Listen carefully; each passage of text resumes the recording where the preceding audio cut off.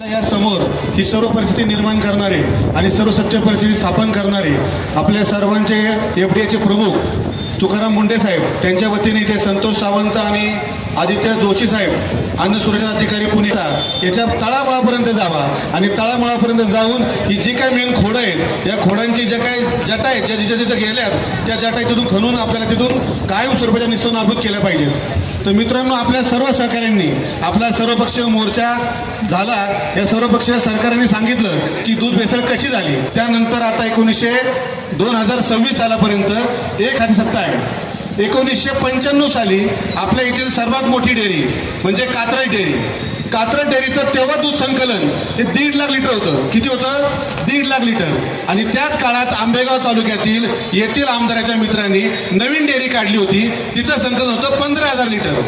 त्यानंतर कात्रज डेअरी 2025ला तिचं संकलन आहे 2 लाख लिटर आणि इथल्या त्या तथागतित मित्राचं संकलन आहे 10 लाख लिटर.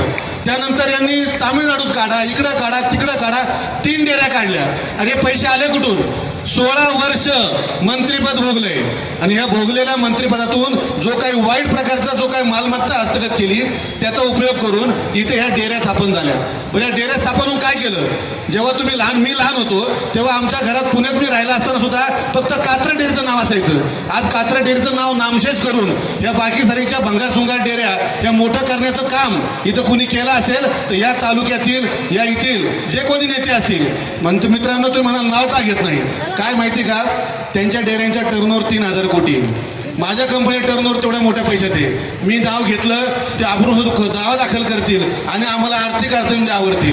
म्हणून आम्ही सुद्धा काय करतोय, आम्ही सुद्धा बिन नाव न घेता परंतु तुमचे डोळे उघडणार हेच सांगणार. कसं सांगणार तर 95 साली जी कात्रज डेअरी 1.5 लाख लिटर संकलन करत होती ती आज जवळपास 25 लाख लिटर संकलन करायला पाहिजे होती. त्या डेअरीला जाणून बुजून पाठीमागं ठेवलं. आपल्या मित्राच्या खाजगी डेअरीला, जी डेअरीला सरकारी पाठिंबा होता अशी डेअरी पाठीमागं राहिली आणि जी डेअरी खाजगी पायदूक राहिली ती डेअरी आज सगळ्यात मोठी डेअरी कशी होते? हे कुठनं आणतात कुठनं? आणि आंबेगाव तालुक्यात जर दूध मोजमाप केलं तर 1-1.5 लाखाच्या वर दूध संकलन होत नाही. आंबेगाव तालुक्यात जवळपास 6 डेअऱ्या मोठ्या आहेत. या प्रत्येक डेअरीची संख्या 60,000 ते 2 लाखापर्यंत आहे. मग ती जनता आपल्या बरोबरची असू आपल्या विरोधातली असू, पहिलं काम आहे जनतेबरोबर थांबण्याचं. आणि अशा ज्या हरामखोरांनी दूध भेसळ केली आहे आमच्या ज्या महामायमुलींना, ज्या लहान मुलांना, आज आंबेगाव तालुक्यामध्ये काल माहिती घेतली तर 16 लहान मुलांना कॅन्सर आहे. किती? 16 लहान मुलांना. आंबेगाव तालुक्यातील अवसरी, पिंपळगाव इकडची जवळपास 17 ते 18 हेक्टर जमीन ही नापीक झाली आहे. कुणामुळे झाली, कशी झाली? आता हे सगळं काढलंय, तुम्हाला सगळं माहिती आहे, परंतु आपण घाबरतोय. अरे घाबरता कशाला? जन्म दिलेल्या बापाला आपण घाबरत नाही आणि मग तुम्ही घाबरता कोणाला? हे अशा हरामखोरांना घाबरता जे काल बरोबर स्कूटरवर फिरत होते, आज 3,000 कोटी टर्नओव्हर करतात. कशावर न करतात? कुठले आले हे पैसे?